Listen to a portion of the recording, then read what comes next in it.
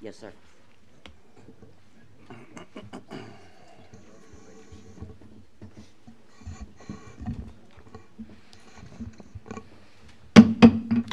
Okay, I'd like to go ahead and call this meeting to order. This is the 7 p.m. evening meeting of the Goodson County Board of Supervisors meeting for April 17th, 2018. As is our custom, the first item will be an invocation led by Supervisor Lascalette, followed by the Pledge of Allegiance led by Supervisor Alvarez. So if you'll all please stand as you're able.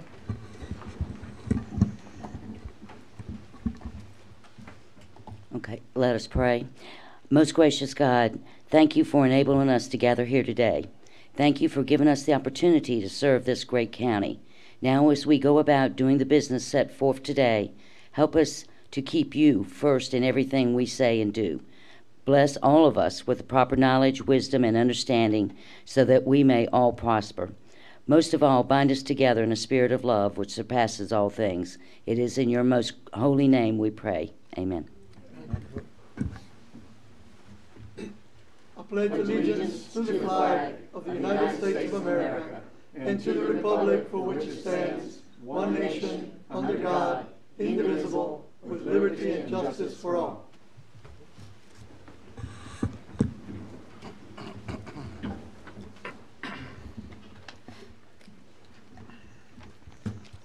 Thank you for that. The next item on the agenda is the chairman's comments, and I'd like to just go ahead and make a couple of comments as a point of privilege here. Well, first of all, welcome everybody this evening. Thank you for attending, and those that are listening or watching at home, good evening and greetings. As most of you are aware, the unfortunate passing of this board's elected member from District 3, Supervisor Ned Creasy, created a vacancy on this board, which this board is obligated to fill under state code by appointing an interim member to serve until a permanent member can be elected in a special election.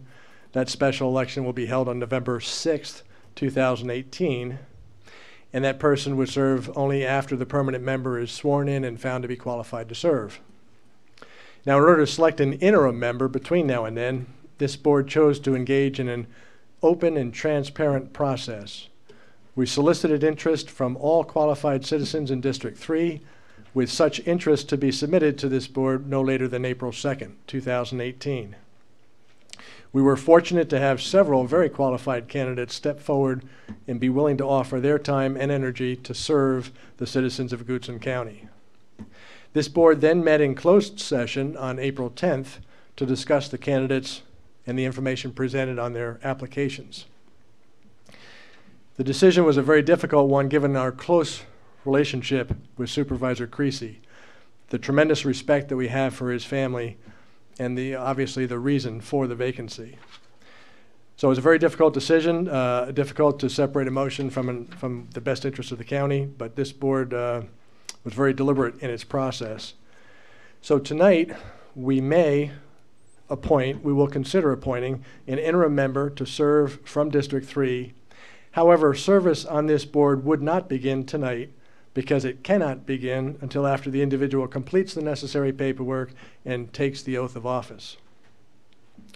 We anticipate that any individual that might be appointed tonight would be in a position to begin serving at our next regularly scheduled board meeting on May 1st, 2018.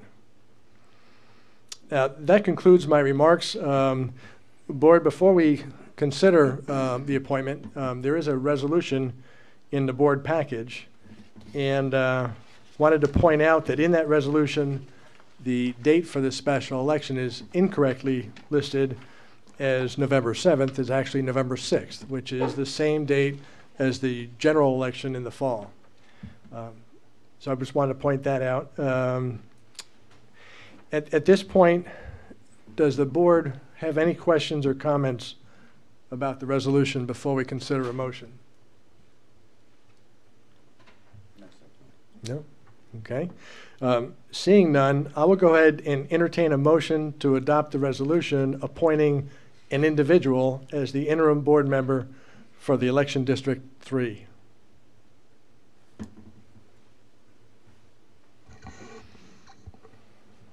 Mr. Waiting for Chair. a drum roll, or Mr. Chair.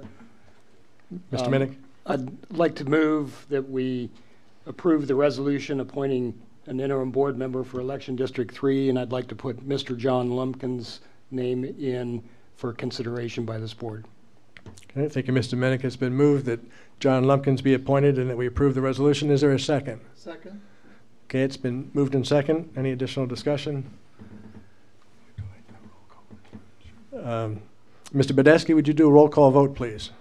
Ms. Lachulette? Yes. Mr. Alvarez? Yes. Mr. Minnick? Yes. Mr. Peterson? Yes.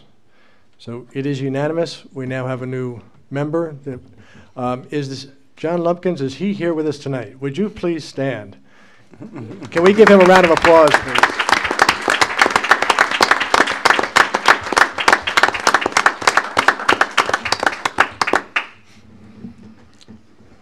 You may be witnessing history tonight. This may be the only time in Virginia's history that the two boards work so closely together and trust each other so much that the Board of Supervisors has actually invited a member of the school board to join us. It speaks volumes about the way the two boards conduct each other. So we will do a little more formal welcome of you on May 1st after you've had a chance to fill out the paperwork, and I believe there'll be a swearing-in ceremony as well, and there'll be a little more formal welcome. But for right now, we just want to say congratulations and thank you for stepping forward. So, and of course, Dr. Raley, our sympathies with you as you now have a vacancy on your board. But thank you for that. That takes care of the appointment.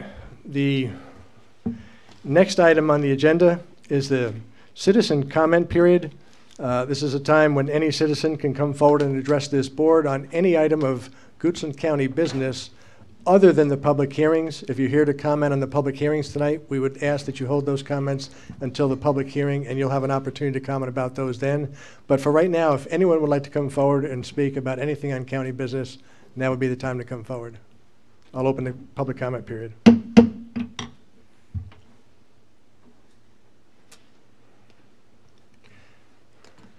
Too slow again.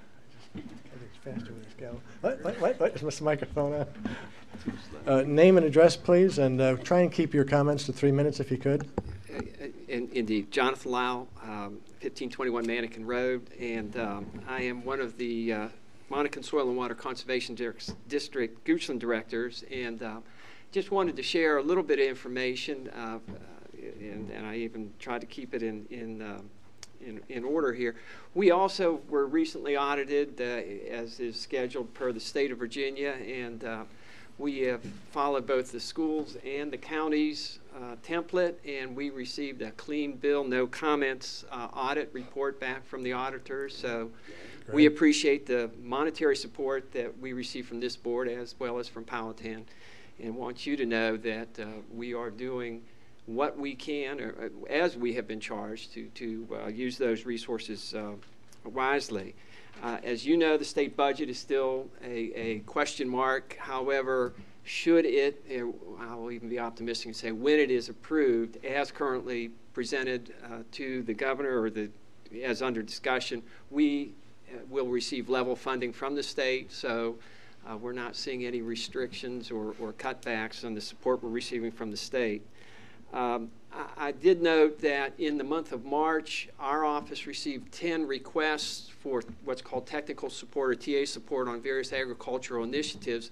9 of those came from Goochland producers, Goochland farmers. So there is interest. I actually asked the question why there is such a limited amount of requests for assistance or technical assistance from Powhatan producers. And candidly, one opined was that several years ago, Powhatan did not support financially the district, and there is perhaps still some lagging impression that we're not available to support folks. So consider your support to be getting results. We also approved our 2018-2019 plan. A copy is with Ms. Bird, so if you are having trouble sleeping at night, please ask for a copy. It's fairly voluminous, but I will mention, per your request, our goal is on agriculture. There are some VCAP or suburban conservation initiatives on the horizon. That funding is not forthcoming from the state, so we are not pursuing that, but our focus is on agriculture in our plan. I also want to say thank you, because you have been very generous in putting us on the radar so far as the Central High School Cultural Center space is. And Mr. Stamey was very engaged and present at our meeting earlier this week, explained what the vision is for an agricultural center here in Goochland. We appreciate it very much. The red light is blinking. So I'll wrap up and just let you know that we very much appreciate it, and those discussions are robust. I'm one of 6 directors. I have an opinion on it, which is positive, but the rest of the board will be part of that decision. Switching gears now, as a citizen, I want to thank you guys for the town hall meetings. I was appreciative. I got to attend all of them. The feedback is tremendous. If you guys ever do engage in time tracking, I think you're going to find you are way, way below the minimum wage in the hours and the effort that you put in. So just as a taxpayer and a citizen, I really appreciate what you guys do. So we're quick to criticize, but sometimes slow to say thanks, and I want to say thank you. How am I doing, Lisa?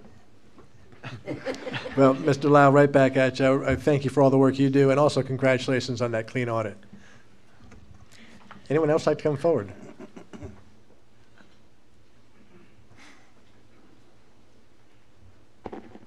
Linda Moore, and I'm at 2164 Prophet Road, Mannequin Sabbath.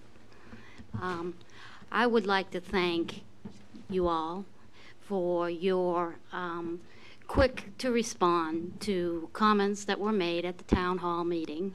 I came with an issue, and you quickly got it answered. You know, it may not have been the answer that I really wanted, but I got an answer. We'll work on it. I mean, but you know, you have always gone beyond your whatever to give responses back whenever I've emailed and called and everything that I do to ask the hard questions. I don't give any easy ones. I know, and I would like to thank you for your time and your tireless efforts on behalf of Goochland County residents. We appreciate it, especially the town hall meetings, like Jonathan said, were great. I love it at the country club. I feel like I'm queen for the day. Thank you very much. Great. Well, thank you, Ms. Moore. Thank you for being informed and engaged and providing that kind of input and feedback. We really do appreciate that. Anyone else like to come forward?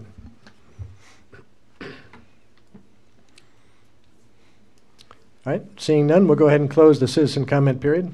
Now we're on to new business. Mr. Badesky, do we have the first item? Oh, Ms. Horlacker, are you going to present? Yes. Okay, great. Good evening, Mr. Chairman, members of the board. Good evening. We're here tonight to adopt the fiscal year 2019 budget. Brief timeline of leading up to tonight. In February 20th, the county administrator presented his budget, the school superintendent presented the school's budget, and we had our public safety budgets. Followed by on February 27th, we continued to have different department budgets. We discussed the revenue and debt presentations. And then we followed that with March 6th presentations on the remaining departments in the county. And 3 town halls were held on March 7th, 20th, and 28th, in which the county administrator and the school superintendent both gave their budget presentations. 2 weeks ago, on April 3rd, we had our proposed budget amendments presentation with the public hearings on all the tax rates and all the fee changes and all the budgets. So what do we have to do tonight? Number one, adopt the 2018 tax rates. The 2018 tax rates are exactly what they were in 2017. The property rate staying at 53 cents per hundred of assessed valuation. The Tuckahoe Creek Service District staying at 32 cents per $100 of assessed valuation, and all the personal property tax rates are also saying the same. I have a motion on the slide if you'd like to use that. Okay, so we've already had the public hearing on the tax rates. There's no changes in the rates themselves. There may be some changes in the tax bills depending on the assessed values, but the rates themselves are unchanged. Correct. Okay. Board, are there any questions for Ms. Horlacher? No? Okay, seeing none, I'll go ahead and entertain a motion. Mr. Chair, I move to adopt by resolution the tax rates for calendar year 2018 indicated in the agenda packet. It's been moved. Do we have a second? Second? Moved and second. Mr. Badesky, do we need a roll call? Yes, we're doing tax rates, please. Mr. Alvarez. Yes. Ms. Lachelette. Yes. Mr. Minnick. Yes. Mr. Peterson. Yes. Okay, the ayes have it, unanimous. We've adopted the tax rates for calendar year 2018. Okay, part of what we always do each year on this evening is adopt the 2018 personal property tax relief rate. That's a calculated rate because the state always gives us the same dollar amount. We make an estimation of what kind of relief that can bring to the citizens, and the percentage this year, as it works out, will be 30%. So again, there's a motion if you'd like to, and if you have any questions. Any questions for Ms. Horlacher on the tax relief rate? Because it's a fixed dollar amount each year, it tends to decline as a percentage. Correct. Last year's percentage was around 36. Yes. So it's a fairly substantial decline in the offset or subsidy. It is. So we may very well see some, again, tax bills go up, but the fixed amount that comes from the state is what it is, and it's beyond our control. Correct. Okay. All right. Any other discussion? Seeing none, I'll entertain a motion. Mr. Chairman, I move to adopt by resolution the percentage of personal property tax relief for qualifying vehicles obtaining situs within the county during tax year 2018 at 30%. Okay, it's been moved. Do we have a second? Second. It's been moved and second. Mr. Badesky, roll call vote, please. Mr. Alvarez. Yes. Mr. Minnick. Yes. Ms. Lachelette. Yes. Mr. Peterson. Yes. Okay, the motion passes. The resolution is adopted unanimously. The next item on the agenda. We have two budget-related ordinances. The first one relates to sections 418 and 420 of the Goochland County Code, referring to fees. One of them is a reduction in the deferral fee from $750 to $250, and the second change is to add fees for fire rescue personnel and vehicles at special events. And those are outlined in your budget packet, what those fees are. Okay. Thank you. Do we have questions from Ms. Horlacher on these two amendments? No? Okay. Seeing none, I'll entertain a motion. Mr. Chairman, I move to amend the Goochland County Code, sections 418 and 420, amending fees as indicated in the agenda packet. It's been moved. Do we have a second? Second. It's been moved and second. Mr. Badesky, a roll call vote, please. Ms. Lachelette. Yes. Mr. Alvarez. Yes. Mr. Minnick. Yes. Mr. Peterson. Yes. Okay. Vote is unanimous. Resolutions, or the two amendments are adopted. The next item on the agenda.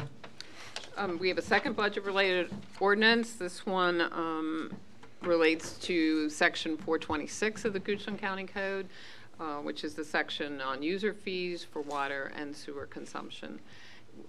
These changes would increase the bi-monthly service charges for water by 5% and wastewater by 6%. And I'll take any questions you have on that one. Do we have any questions? We've already had the public hearing on this as well. This has already been vetted. And we know that part of this reason is we buy most of our water from Henrico, and when they have a cost increase, they tend to pass that through to us. We've also had a consultant advise us as to what the rates ought to be, and this is in line with their recommendations. Correct. So, okay. With that said, do we have a motion? Mr. Chairman, I move to amend the Goochland County Code, Section 426, increasing user fees for water and sewer consumption as outlined in the agenda packet. It's been moved. Do we have a second? Second. It's been moved and second. Mr. Badesky, roll call vote, please. Mr. Minnick. Yes. Mr. Alvarez. Yes. Ms. Flaschelet. Yes. Mr. Peterson. Yes. Okay, it's unanimous. Those rates are adopted. The next item on the agenda. So now we move on to the budget adoption. 2 weeks ago at the public hearing, we discussed some of the amendments, specifically a decrease in the countywide budget, an increase in various departments to fund the 2% merit increase, and that amount was $263,359. There was another change, which was a decrease of $121,492, also in the countywide budget, and increased in various departments to fund the second year of the 3-year benchmark plan. All the school fund budgets remain the same. There is an increase of, in the CIP for FY19, there's actually an increase of use of proffers of $350,000 and a decrease of use of reserves, so it's a substitution of revenue. And the other change is budgeting of $397,475 in the utility CIP budget for previously omitted debt service. And the changes are shown at a high level on this. It brings the overall county budget to $89,779,074. And all the different parts of the budget are listed there, which would include the general fund, social services, all the school budgets, CIP, the Office of Children's Services, and the three utility fund budgets. So are there any questions on the FY19 proposed budget? Any questions for Ms. Horlacher?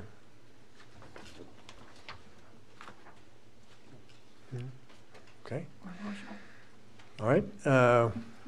Again, we've already had the public hearings on this, and we've already had the town hall meetings where we presented the budget, and this has been a long, involved process, so this is not the first time any of us are seeing this. So at this point, I'll go ahead and entertain a motion. Mr. Chairman, I move to adopt the county administrator's proposed budget, which was presented on February 20th, 2018, with the proposed amendments as presented on April 3, 2018. Okay, we have a motion. Do we have a second? Second. Board Excuse me. members, I think there may be one other change. Was the addition of the school superintendent language before the board on April 3rd? That's on the next resolution. Appropriation. The next. Thank you. Okay, thank you. That was a good catch, good catch. So it's been moved and seconded. Is there any additional discussion? Yeah. Okay. Ms. Badesky, roll call vote, please. Mr. Alvarez. Yes. Mr. Minnick. Yes. Ms. Flaschelet. Yes. Mr. Peterson. Yes. Okay, it's unanimous. We have a budget for FY 2019. The next item on the agenda, please. So the final item is that we actually now need to appropriate those funds by resolution that were just adopted in the FY19 budget by functional category and fund category as reflected in the appropriation shown in your budget packet. And this is in this resolution, we always include all the transfer language giving certain authority for transfers to the county administrator and to the school superintendent. This year we're proposing one change to section 7 of that resolution. We would add the words "and the school superintendent" so that it would now read "the county administrator and the school superintendent may reduce revenue and expenditure appropriations related to programs, functions, or departments funded all or in part by the Commonwealth of Virginia or the federal government to the level approved by then responsible state or federal agency." And are there any questions? Okay, just to be clear, that change to Section 7 only applies to federal and state money. It doesn't apply to the local government transfer or the local budget. That's correct. It would have no effect. Okay. Are there questions for Ms. Horlacher? Okay, and again, for those that may be seeing this for the first time, we cannot spend budgeted monies. They have to be appropriated first. So the last item was to approve the budget. This item then appropriates those funds and makes them eligible for expenditure. So I'll go ahead and entertain a motion on this.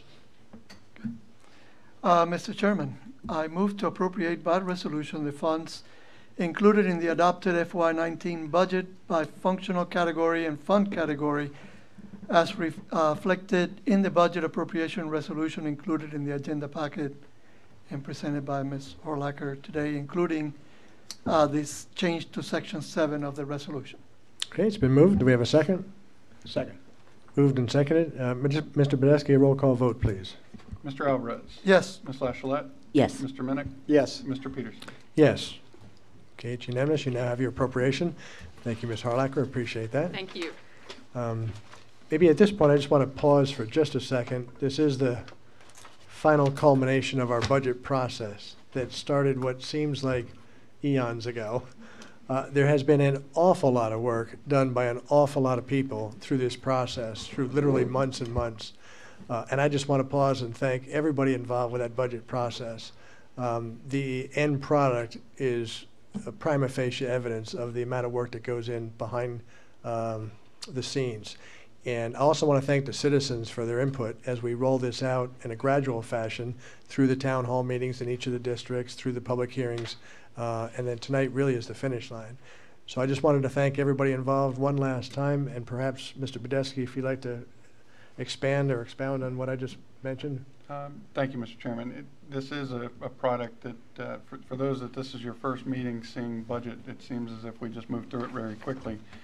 We start this process in October internally and develop the budget over a number of months, a lot of internal meetings to review budgets. We look at the board's primary goals for the community that they've set and try to align our expenditures and priorities with those goals. The budget is probably one of our top priorities because it's one of those functions that you entrust us to manage on your behalf with your tax dollars, and we take that role extremely serious, and are very deliberate in our reviews and priority process. We don't do this alone. While Ms. Horlacher and team take a great deal of the lead, and I'm very grateful for all of their efforts. This is really a team effort. All of the departments throughout the county, our constitutional officer partners, our school partners, Dr. Rayleigh and team, and Debbie, thank you so much for your efforts. There is a lot of work and communication that goes on in this process that many folks don't have the opportunity to see on a day-to-day basis, but we do engage that in all of the community meetings. We get a lot of feedback. So some folks told me, well, I couldn't make the town hall meeting. Town hall meetings are not, or public hearings are not the only way we hear your feedback. We're out at community meetings, we're engaging with folks. The feedback we get is invaluable. We will start next year's budget tomorrow, and we learn new opportunities to continue to make improvements in our operations and focus on priorities. But this document that was adopted here this evening really illustrates where our priorities are as a community, because that's what we've funded in our projects.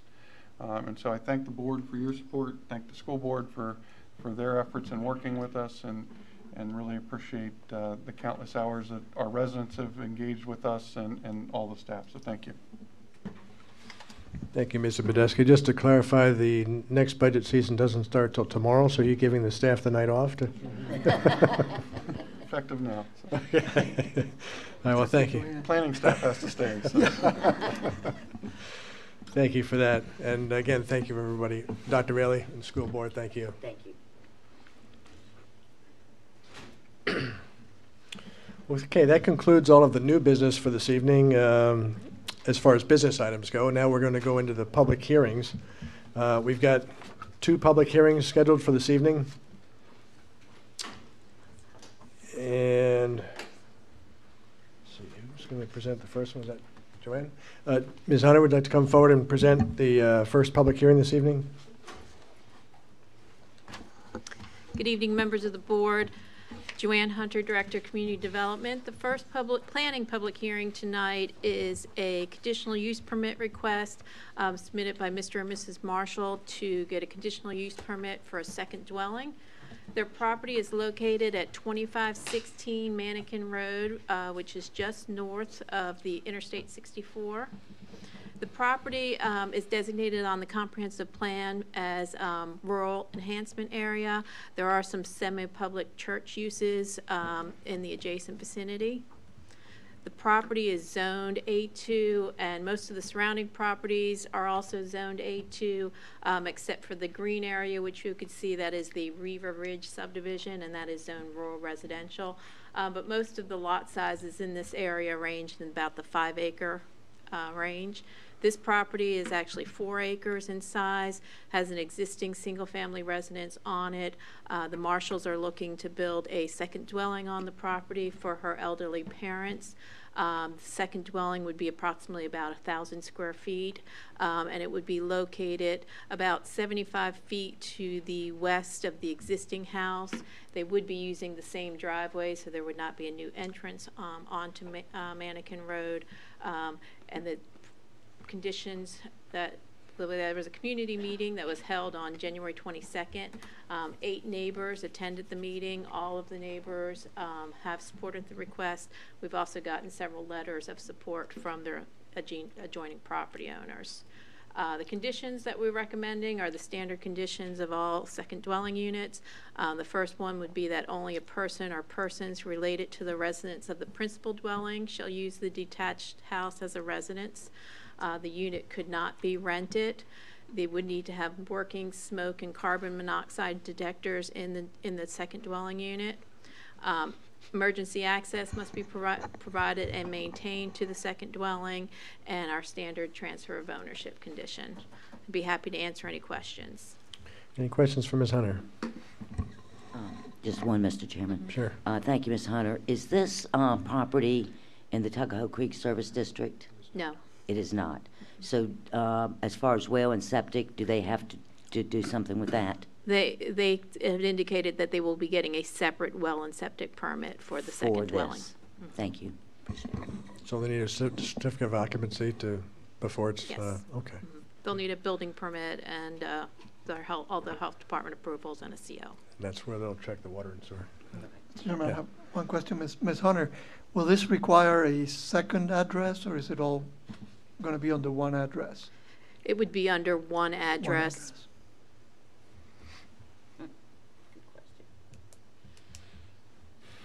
Other questions? Mr. Chairman, one more. Yes, sir. Ms. Hunter, if they decided, I know that the conditions now do not allow for leasing or renting the property. If they decided to do that in the future, what steps would they have to take? They would need to come back before you and amend the conditional use permit. So it's the same process that they went through with this one. They'd have a community meeting, get input from their neighborhood, come back before the planning commission and the board, and they could request that condition to be removed. Okay, thank you. Okay, great. Thank you very much. At this point, is the applicant here or the Johnsons here? Would you like to come forward and expand or expound or add anything or make comments or? If you'd like to, you can come forward. You must. That way it makes its way into the record because these sessions are recorded. And if you would just, as you approach the microphone, if you would just give us your name and address, please, for the record. Deborah Johnson, 2516 Mannequin Road. Thank you so much. Somewhere along this long process, I thought someone at the county had mentioned we had to have a second address for emergency purposes. So I guess that was maybe just some misinformation. Is that right? So they'll just have the same address? Okay, let's find that out. Is there a requirement for a second address? Is that your question? Yeah, I was told what I can remember. I'm sorry, it's been a long process. But I was told because of emergency, like in case of ambulance needing to find that dwelling, that they would have to have like a different street number. Okay.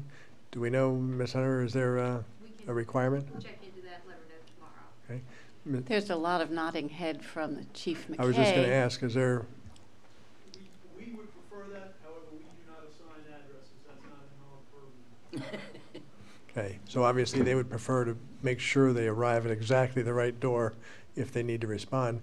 We just need to find out if there's a requirement and who has the ability to sign assign the address. So the county staff will look into that. But thank you for bringing that to our attention. Thank you. That we would need to clear that up. So Okay, thank you. thank you.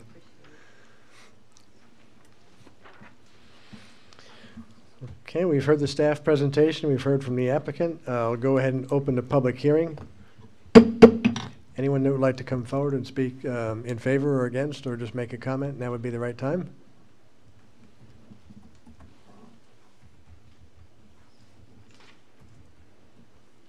And if you just please state your name and address for the record, that'd be great. Okay, my name is Pat Peterson. In the microphone, please.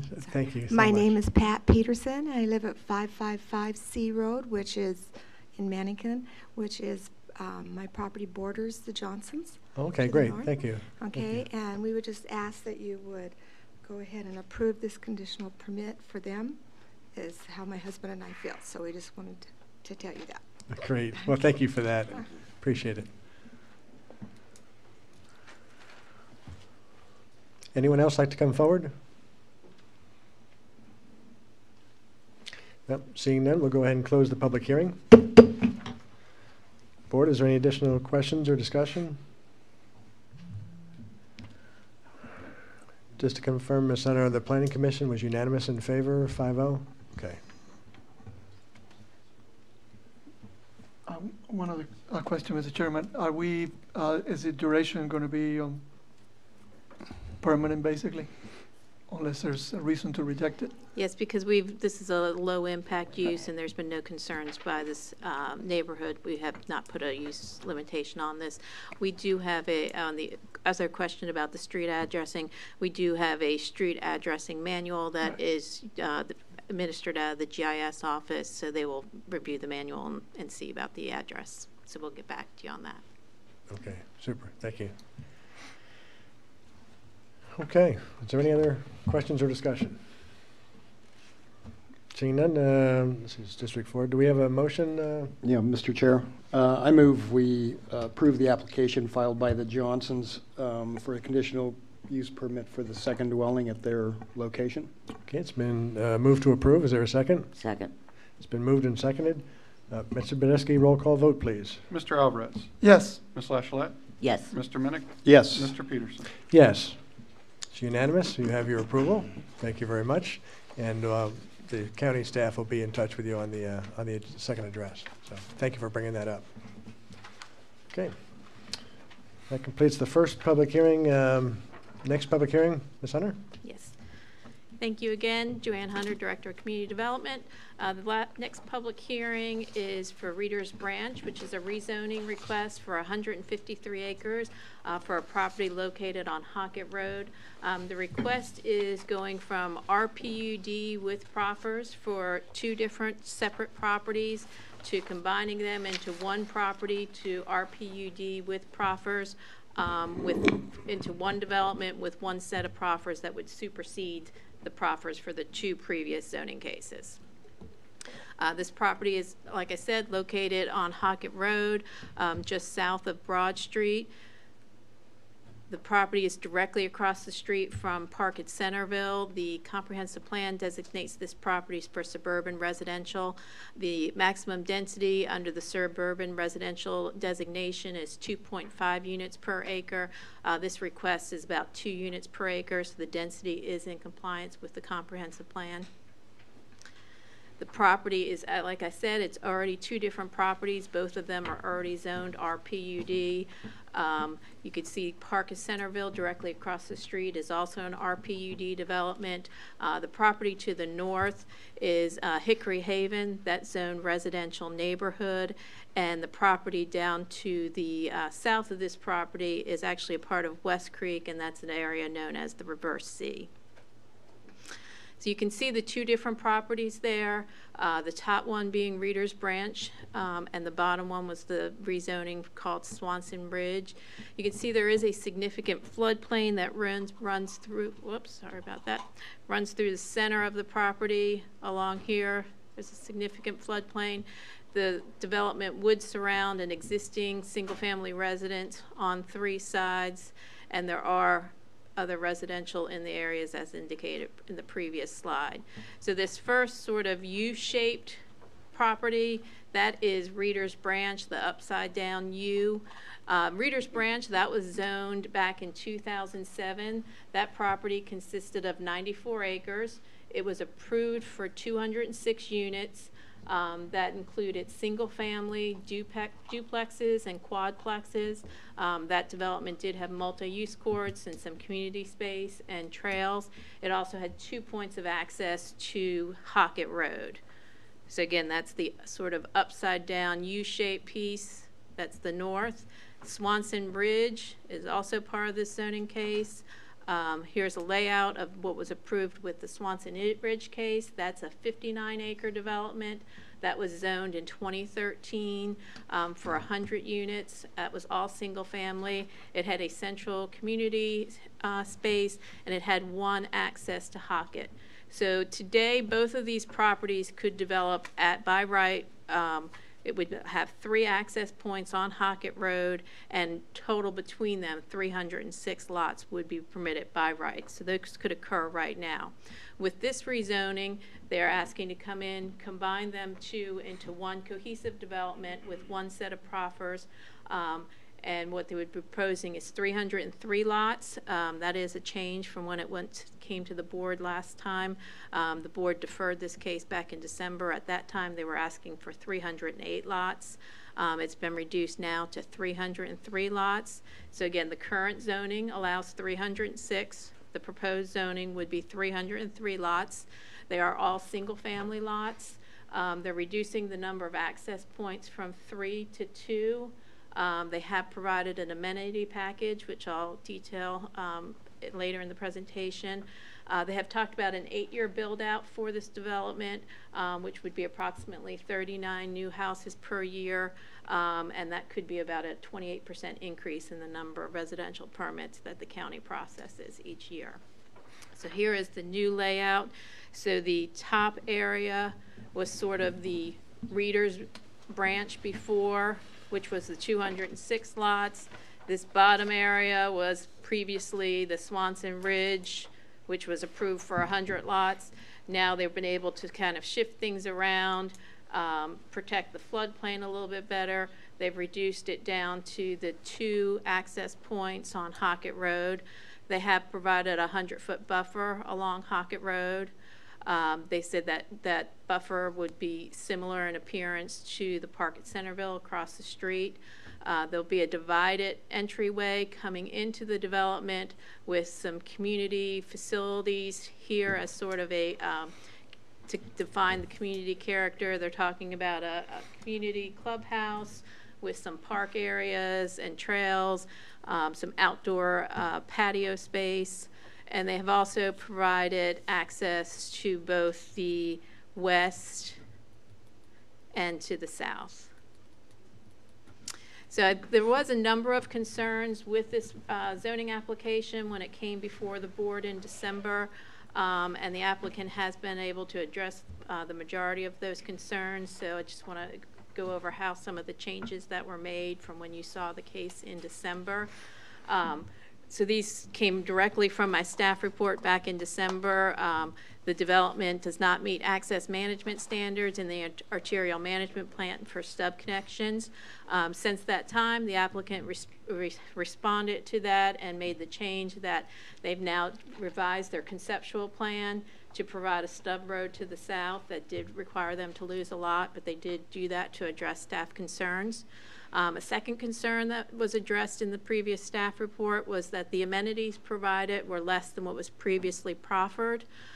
They have finally submitted their amenity package. It is a very comprehensive package. They are offering a 2,000 square foot clubhouse.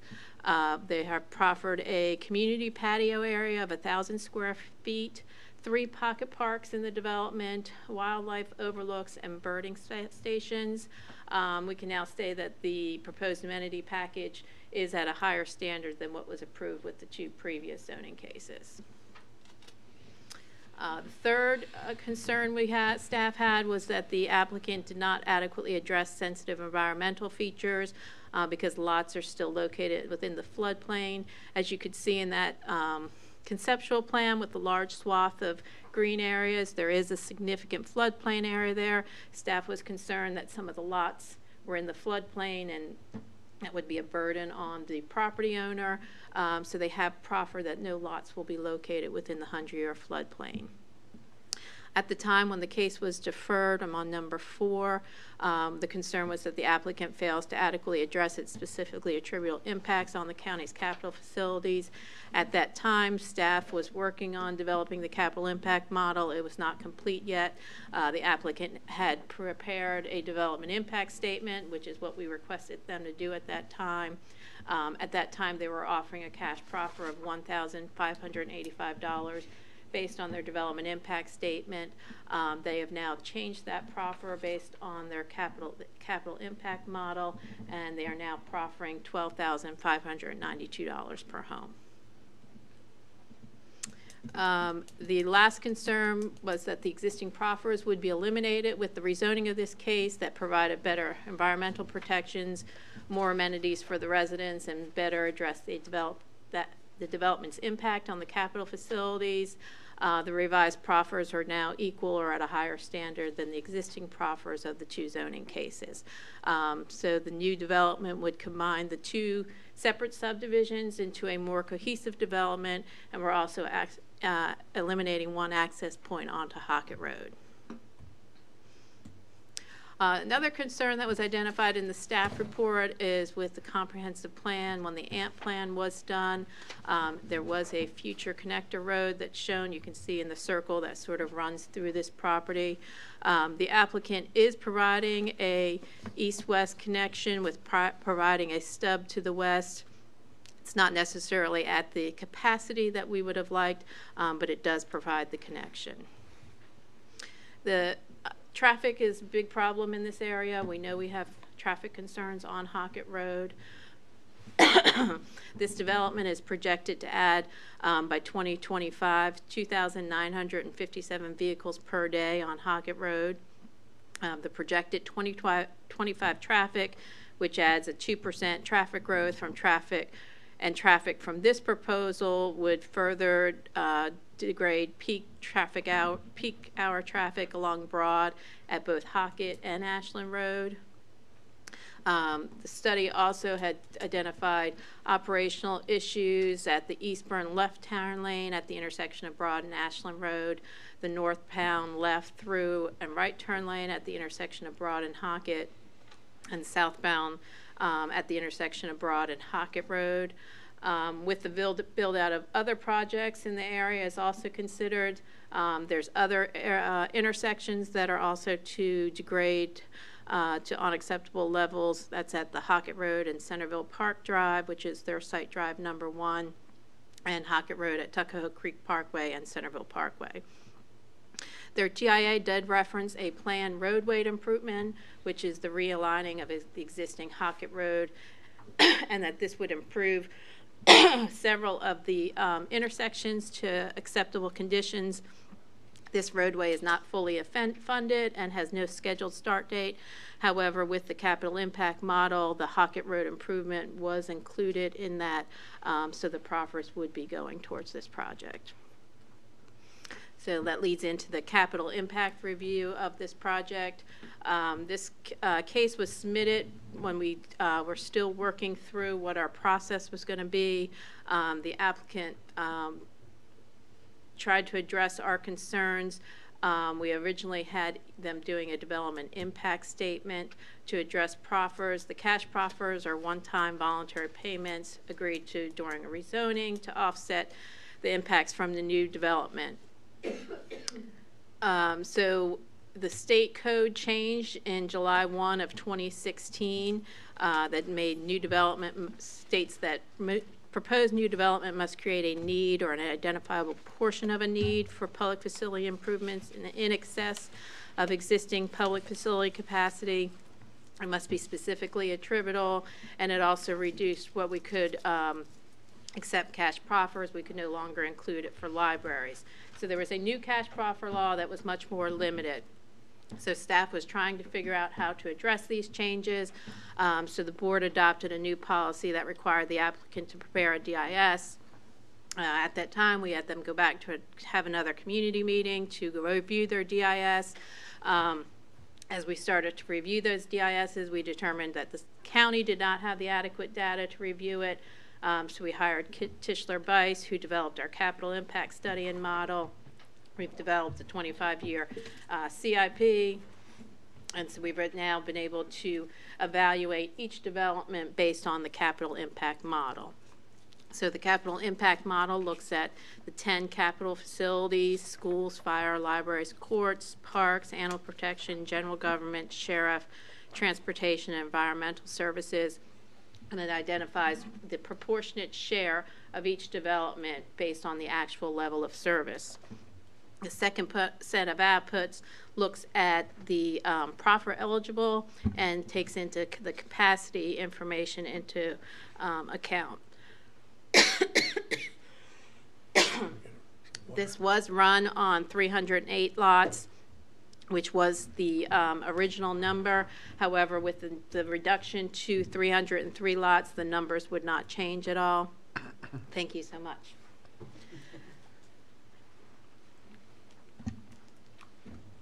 So, thank you, I feel much better. So basically with the 308 lots, it would have generated 61 students. You can see that the first category, oops, I do that every time, is this red category is schools. It shows you what their impact is. For the full capital impact for schools is $2.6 million. However, we have capacity in both our middle and high school, so you would not get, they do not have to pay cash proffers for them. They only pay cash proffers towards the elementary school. So you can see their number for the, once the capacity is looked at, that number gets reduced down to 1.5.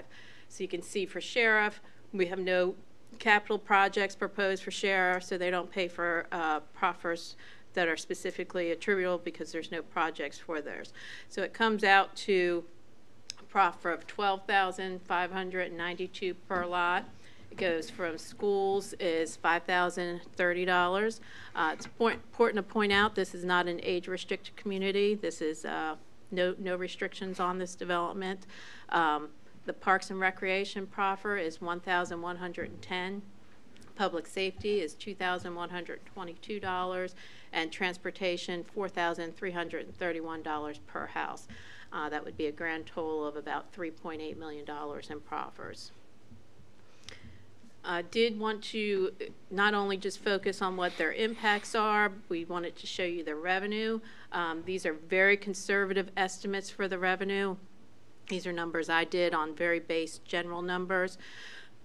So for the real estate tax estimate, based on the tax rates subtracted by what they're existing paying for taxes right now, basing on a median home value of $313,000, which is probably lower than what their price point is going to be. That would be a recurring tax estimate of about $456,000 to the county.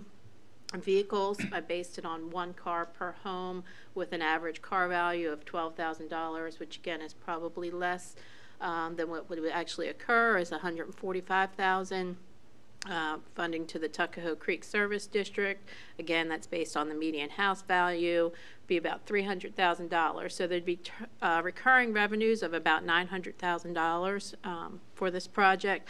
And then there are also some one-time fees based on permitting and different things that they have to get. You can see the water and sewer connection fees would be a little over $3 million. There's plan of development fees, plat review fees, and building permit fees. So one-time fees of about $3.5 million. The applicant was required to have 3 community meetings. There were concerns at all of those meetings. Traffic, of course, in this area is a big issue. Questions about the floodplain, Hickory Haven, sewer to Hickory Haven, impacts to schools and roads, things like that, which have sort of been worked through with the capital impact model. So the proffers, they have a number of proffers with this case. Like I said, if this case was approved, these proffers would supersede the proffers from the 2 previous developments. Those would go away, and these would be the proffers for the new development. So they did proffer that conceptual plan, which was showed to you in this presentation. They proffered right and left turn lanes on Hockett Road. There was a concern originally with the timing of those turn lanes.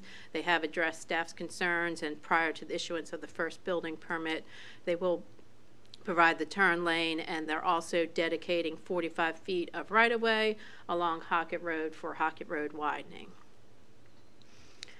They have open space, and this is where they codify the information for their amenity package, which was reviewed in the presentation. The density has been reduced from 308 to 303 single-family dwelling units. A 100-foot buffer will be provided along the perennial stream. That's, again, to provide some environmental protections. And they've also proffered a 50-foot buffer along the Hickory Haven subdivision. They will have underground utilities. There'll be sidewalks and walking trails located on one side of each street.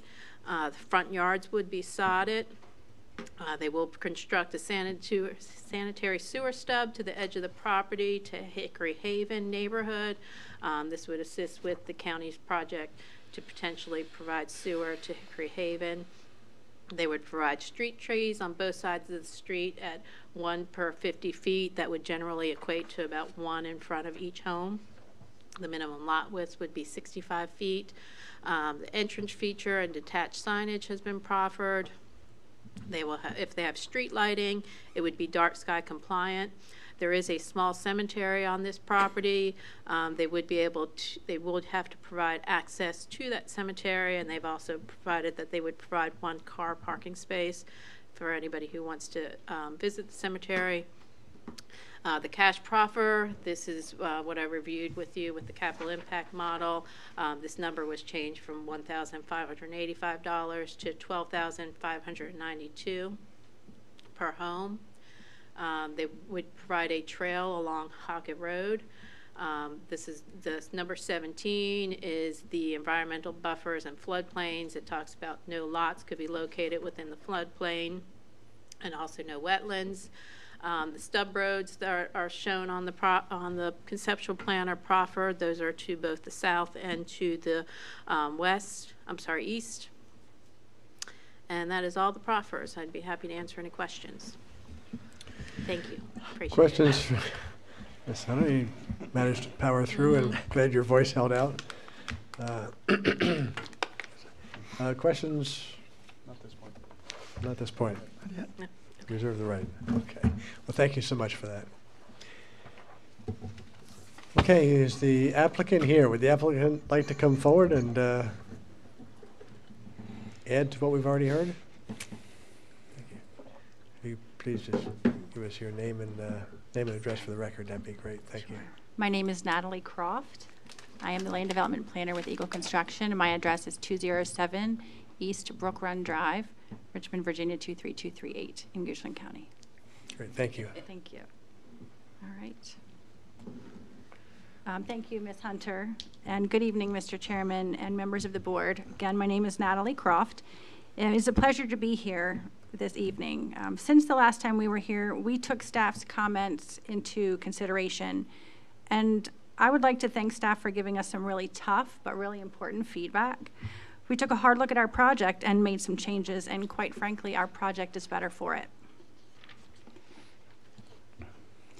Reader's Branch is a unique rezoning case because it takes 2 separate previously approved cases and creates one cohesive master plan community. With Reader's Branch, we believe that some of the best parts of this project will be the things you can't build, the natural amenities, the stream, its wooded banks, the wildlife. Reader's Branch is designed to not just preserve, but celebrate these features while creating an active, connected community. Our design for Reader's Branch has really been informed through our past successes in Goochland County, as well as through feedback from our customers, modernizing and activating the passive recreation amenities. Approximately 34% of the site is being preserved as open space, with 35 acres of protected environmental areas, including wetlands, floodplain, and stream buffers. Nearly 1.5 miles of hard surface trails will traverse the property, connecting both active and passive recreation features throughout the entire site. Each pocket of Reader's Branch will enjoy the site's natural beauty with access to the trail system, wildlife overlooks, birdwatching stations, parks with trellis swings, and wildflower meadows. Wherever you are in Reader's Branch, you will never be far from something to see or do. And I've highlighted the pocket parks as well as the other amenities on the site. Inspired by the original home site, the tree-lined entry boulevard leads straight to the community gathering area. The clubhouse concept, with its large front and back porches and open patio, is reminiscent of a low-country resort. Large multi-use fields and smaller games lawns will be used for a variety of activities. We envision the gathering area to host pickup soccer games, bocce with friends, early morning yoga classes on the lawn, first birthday parties, or book club on the patio. This endless list of uses will enable the clubhouse area to be used over and over by the residents, which is exactly what we want, because this is what will create and shape the identity and community spirit of Reader's Branch. Additional highlights include a density cap of 303 single-family detached dwellings, which again is fewer units than is currently approved for the site, and the elimination of the attached housing component from the original rezoning case. This proposal also reduces the number of currently approved access points on Hockett Road, provides for the installation of dual turn lanes at both entrances, and creates internal connectivity between adjacent parcels. Additional Hockett Road proffers include the dedication of right-of-way and a 100-foot landscape buffer. We are also proffering to bring a sanitary sewer stub and easement to the Hickory Haven neighborhood, noting the county's intent to provide sewer to this neighborhood as shown in its adopted capital improvement program. Here are the two entrances, and here are the two connections. The county's newly adopted capital impact model has determined the specifically attributable impact of Reader's Branch to be $12,592 per dwelling, and we are voluntarily proffering the full amount. Reader's Branch is located within the Tuckahoe Creek Service District, and as proposed, Reader's Branch would contribute nearly $500,000 in recurring ad valorem tax revenue to the TCSD, and that is with an average assessed value of $500,000. That's how we calculated that number. And that number represents a 15% increase over the amount collected in 2017. We are very excited about Reader's Branch, and we believe the project not only stands on its own merits, but embodies a significant improvement to what could be built by right today. This rezoning case is unique in the fact that the property is already rezoned to RPUD and is already approved for more dwelling units than what we are requesting. Our application would reduce the already approved density and remove the attached housing component approved with the original rezoning. Our proposal reduces the number of access points already approved on Hockett Road and creates more internal connectivity between adjacent parcels. And lastly, as staff stated, the quality of the amenity features and design of the site far exceed that of the two separate rezoning cases. With Reader's Branch, the whole really is greater than the sum of its parts. We were able to take these two separate, somewhat disconnected rezoning applications or rezoning approvals and combine them to create something truly special, something that I am proud to present to you tonight. We respectfully ask for your approval tonight, and I'm happy to answer any questions you might have. Thank you. Great, thank you for that. Questions, board? Yeah, Mr. Chair. Yeah, Natalie. So, in the three pockets here, how would these how would the construction, if approved, how would that phase Sure. in? Try not to get Mr. Alvarez in the eye with the pointer. The first section would be the northern portion of the bottom section. We would then move up further to here, then come back down here, and then up to the northern part of the site. Okay. And the clubhouse amenity would go in at which point end the entrance, kind of the I would call it the grand entrance. Right. I think the grand entrance, I'm not sure about the Tree Line Boulevard, but both entrance, all the Hockett Road improvements would be with the first phase of development. In terms of the actual amenity package, I'm unsure as to the timing of that currently.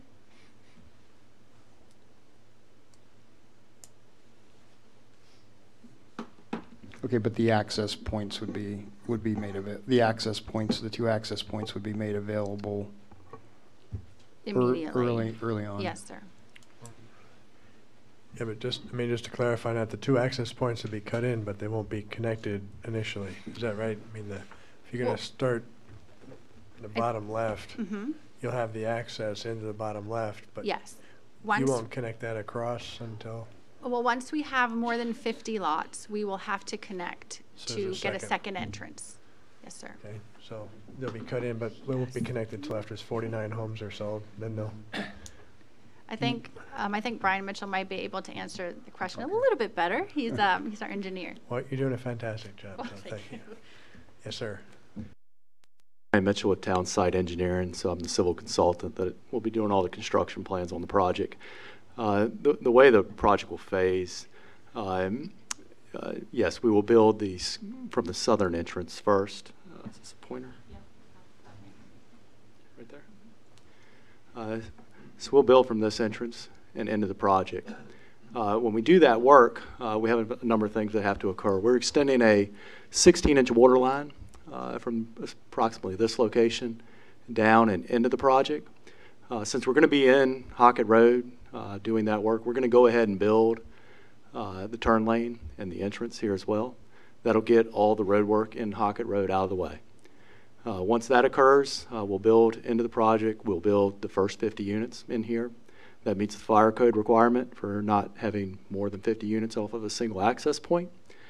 After that, we will then have to, with the next section, section 2, come back over this way and build back out the Tree Line Boulevard. So that will be built in the second section.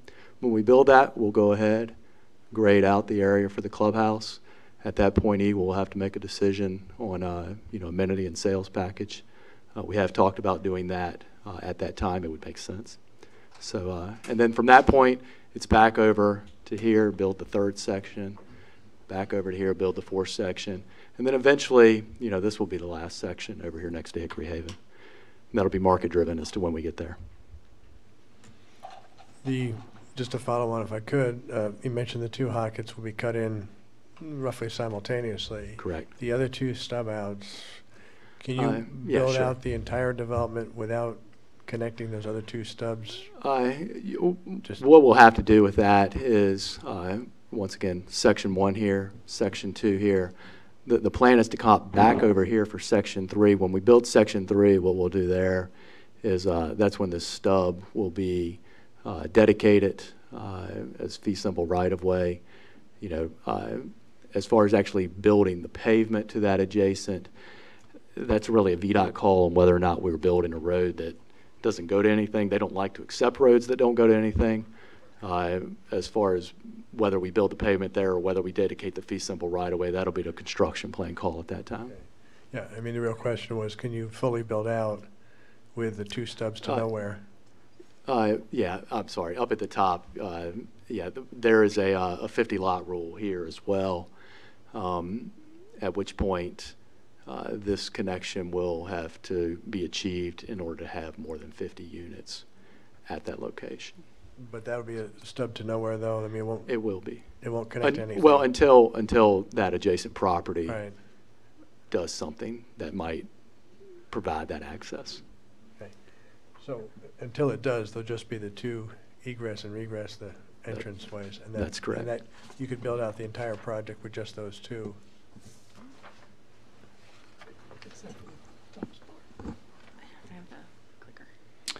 So, For a point of clarification, yeah. this portion of the site up here, because we have only one way to get to it, we will be unable to build more than 50 lots until this is actually a road to somewhere. Okay, that was my question, so I appreciate that. Yes. Thank you. Yeah, because there's only one way out. Mr. Chair. Yes, Mr. sir. Chair. Yep. So, okay, so looking at your estimate of 39 homes, roughly 39 homes per year, right? So, so can you give me like a timeline? I mean, would construction conceivably start in 2019? Land disturbance, that kind of work in 2019, or is that projected for some other time? And then construction of homes would begin or would commence in 2019, and then 39 homes a year at that point throughout the life cycle? Yes, sir. We are hopeful to start land disturbing activity later this year, if possible, which would put us into home construction early 2019. Okay. I think 39 units per year we would love. Right. And that's what we're hopeful for. Market. Yes. Yeah, market-based. Understand. The first certificate of occupancy wouldn't take place until mid to late 19, as that sounds like, when the first home is delivered? I think spring to mid. Spring to mid 19? That's what we hope for. But yes. You won't hit the target of 39 per year probably till the next year, the year after, because you're halfway through the year Correct. at that point. So correct. There'll be a bit of a ramp up. A rolling scale, 39, right? Gotcha. Yeah. Gotcha. Thank you. Questions? Mr. Chairman, I do Yep. have a question. So, Ms. Croft, that stop here, is there anything on the other side at this point? Not currently. Because one of the concerns that folks had at the first community meeting was the connection to Whippoorwill, but that's up at the top, right? Correct. This site plan does not have a connection to Whippoorwill. So you'd have to build a road somewhere that doesn't exist today. Correct, or we would have to hit the pause button at that point and pick it back up when a connection is made in the future. Okay, thank you. You're welcome. Ms. Croft, if you could, I know you made a statement about your cash proffer, but the proffer law does require that all the proffers be in compliance, so if you would certify, if that's accurate. Proffers in this case are being voluntarily offered to address impacts specifically attributable to the proposed development. The proffers are reasonable under state law. Thank you.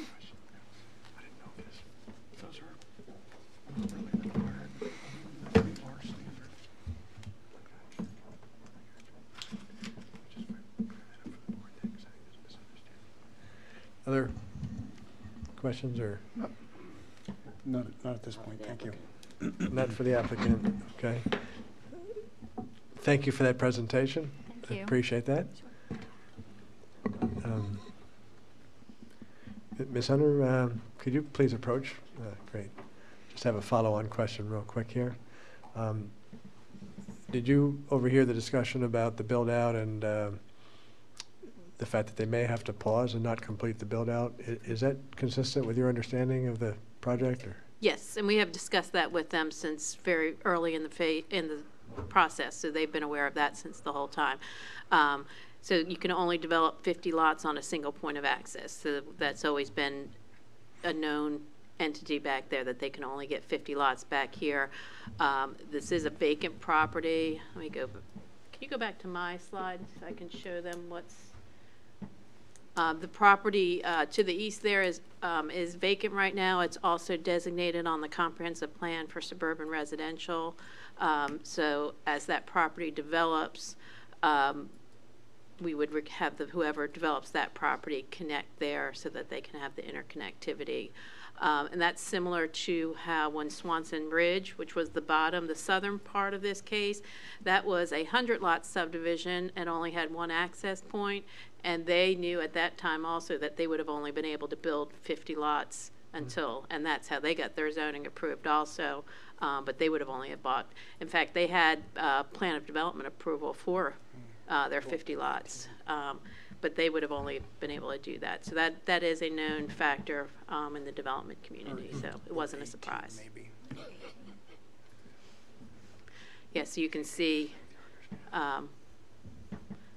the property there is all designated suburban residential. It's not going back, not recognizing.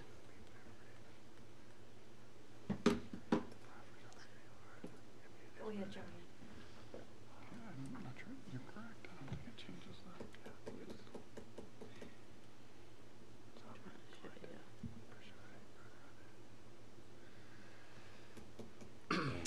So Last one. 50. Show it too. there's the comp plan, so you can see that the adjacent property is designated the same. So it would be like uses that we would have connecting towards each other. And does the comp plan have dashed blue roads through there to show what might be there in the future? It does. Let me get to that page.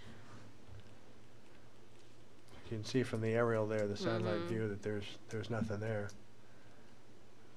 When they did the arterial management plan, they addressed the road network. So you can see here, this is the property, this is the Reader's Branch here. This was that road that we were talking about that it runs through. It provides the connection to the east.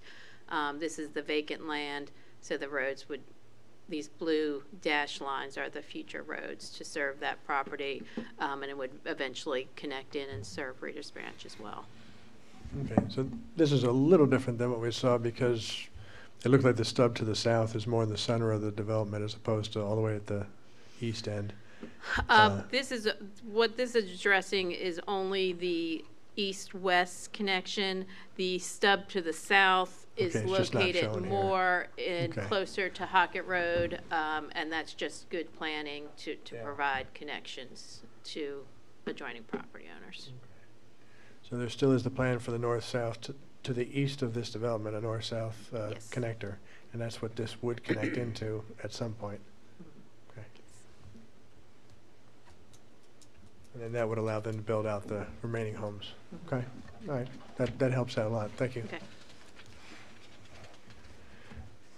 Any additional questions at this time? No. Ms. Leslie, you got one? Yes, Mr. Chairman. Ms. Hunter, again. No, sorry, shouldn't sit down. You should know better, right, by now? When you were talking originally about the stub roads, I thought you'd made a comment that they weren't, I don't say it's good, that I don't know what word you used, that they weren't what we would have wanted. That was actually talking about this east-west road. It's Okay. talking about the arterial management Right. plan actually had this road showing it. They are providing an east-west connection. It provides the connection. We would have preferred it to have a higher capacity with not as many lots fronting on it, but it is meeting somewhat of the intent of the AMP plan, probably not the capacity. So it somewhat meets. Yes. I'm not sure, could you explain that a little better? Sure. So the property has some limitations on it. So when the arterial management plan was done, they're just literally lines on the map. So you can see they do a straight line and a straight line. Yeah. When you then look at a property and you try to develop it, there's a significant floodplain that runs through this Right. property. So we looked to see, I'm trying to show you their conceptual plan. So that AMP plan, you know, again, it's not, when they draw, they're literally drawing lines on the map. This is where it makes sense to have a road. They're not looking at what it is Okay. on the street. So that was showing a plan that sort of went, you know, across here with a road going to the north. Of course, that's going through the largest part of the floodplain. So this is the easiest crossing to be made. So they're making this east-west connection. We had originally talked to them about, you know, not having so many lots fronting off of that, perhaps doing like cul-de-sacs off of that. But because the site has so many environmental challenges, it was difficult to do that. All right, that makes sense. All right, great. Thank you. Okay. Anything else? Okay. All right. You can take your chances and sit down. Run, Ms. Hunter, run. Okay, so we've heard from staff, we've heard from the applicant. At this point, we'll go ahead and open up a public hearing. Anyone that would like to come forward and speak in favor or against or to share some thoughts, now would be the right time to do it. Wow. There we go. Too slow. And name and address, please. Just fine, thank you. Dan Zoden, 1697 Centerville Park Lane, Mannequin-Sabot. Great, thank you. And I want to congratulate the board. I think you guys have done a great job in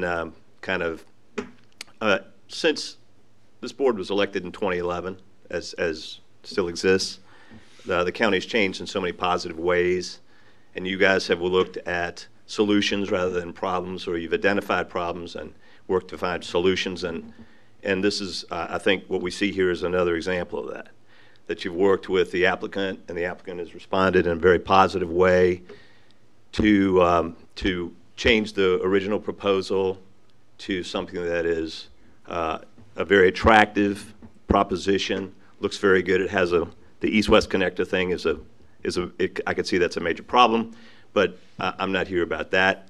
But we're about solutions, and to have solutions, you have to recognize some of the problems, and the problems don't exist there.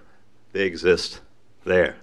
And the biggest problem here, as was also identified somewhat in the TIA last month, is the intersection of Hockett and Broad Street. And long-term plans for that, or short-term plans for that, what's going to happen in the meantime, and has been identified by the county, by the applicant's road engineer. The LOS, the level of service at Hockett and Broad Street, is already an F. So the applicant could say, it's not our fault. The folks at Mosaic could say, not our fault. They're going to add to the problem, but it's not their fault. And for the most part, that's true. It's not their fault. It's already an LOS. But the problem is your problem. The problem is the problem of the county. And the question is, what sort of solutions can we come to over the next, not 10, 15 years, but over the shortest amount of time possible, as we identify those priorities, those first priorities in our transportation plans. And I've never been a fan of the extension of Ashland Road, and when we had early meetings on those, and for the connector to the existing Hockett Road, there was great resistance from merchants and the people who lived in that area to any sort of intersectioning there, which might include something like a roundabout in that tight curve. It's a very dicey subject. The short-term solution, and even maybe a better-term solution, even though I love the Sunset Grill, is that we need a right-hand turn lane and storage going north on Hockett Road to Broad Street. That would basically serve that problem for a long time, and as has been identified in the TIA last month, the capacity on Hockett Road is not an issue. The problem is the intersectioning, and what can we do to work with that now? So I propose to you that you have a real hard look at that intersection, see what we can do about it now, which would open up a lot less trouble on Hockett, a lot less heartburn, and make it so that a development like Reader's Branch, which could be beautiful, will not be a significant addition to the problem. Thank you very much. Okay. Dan, thank you very much for that. Appreciate it. Anyone else like to come forward? Again, as you come forward, I'll just remind you, your name and address, please, for the record. Mike Crone, 1604 Centerville Park Lane, Mannequin-Sabot. I'm just going to express concern. As you can see from the main entrance, or the celebrated interest that they're going to have is directly across from Centerville Park. With all the new development that's taking place along Hockett Road, also in the Tuckahoe Creek area, there's going to be a lot more traffic, as Dan has said, and it's going to create some more problems. One of the concerns I have is when you're coming out of Centerville Park and you want to take a left when this community is fully developed, I think there could be some issues. Couple that with the 55-mile-an-hour speed limit. So you're coming out and you want to take a left or a right, you've got to look at these cars coming at you at 55 miles an hour. You've got to look at the cars turning which way from the new development, and then you've got them coming down this road at 55 miles an hour. I think we're headed for some accidents, and we have some real safety concerns. So I know y'all can't do anything about the speed limit, but we could certainly ask VDOT to look at it.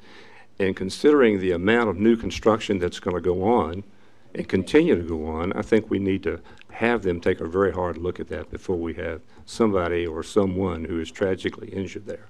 Thank you. Yeah, that's a good point. Thank you so much.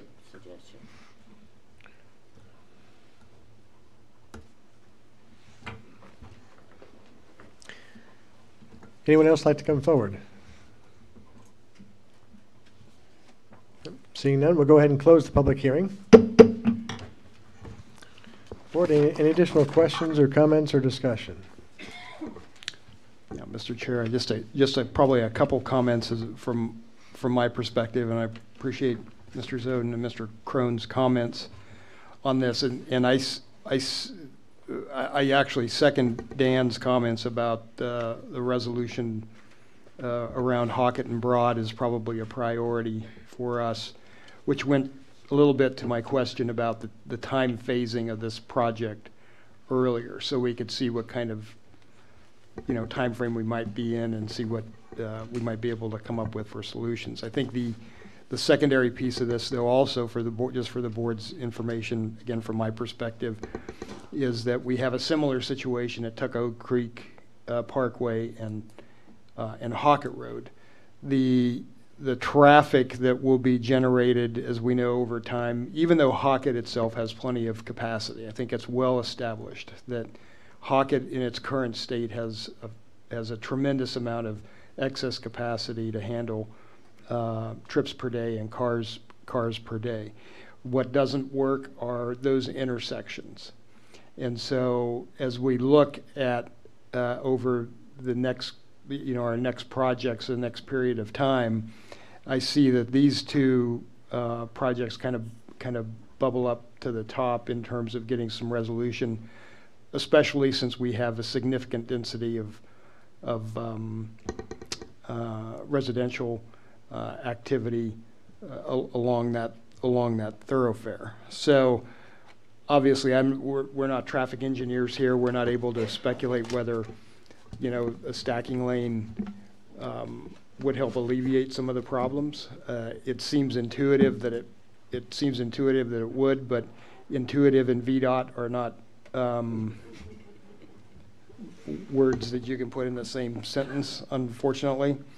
And so I think we're going to have to drive some of our own solutions here and look at some creative ways in how we handle some of these specific traffic-related issues that can be solved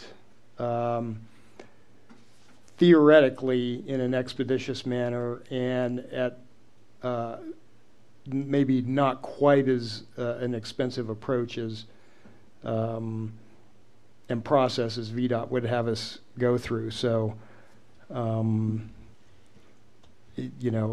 regardless of the vote and future development projects that may come before this board, I do see this as a pretty significant and high priority project for us.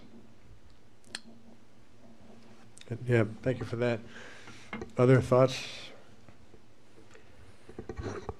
I guess the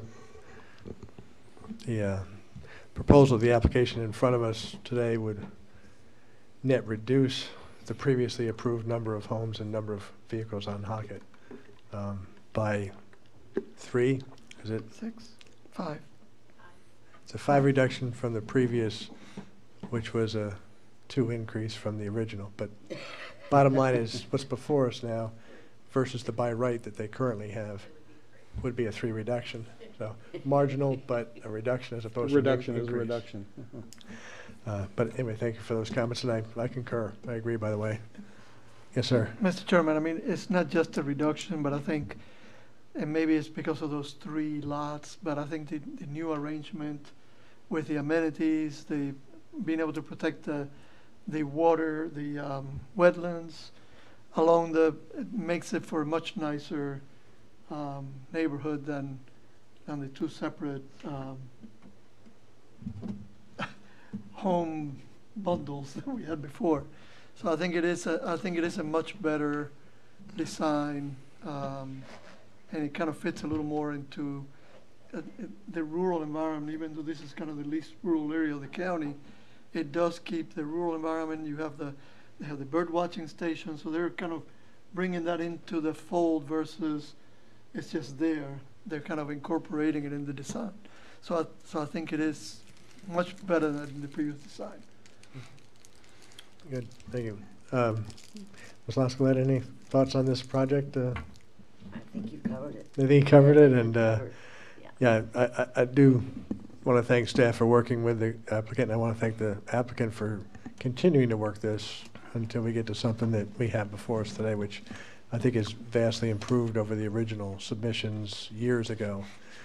Reduces one of the entrances on Hockett, reduces the total number of homes, it enhances takes advantage of the natural wildlife and thank you for putting all that effort into it. And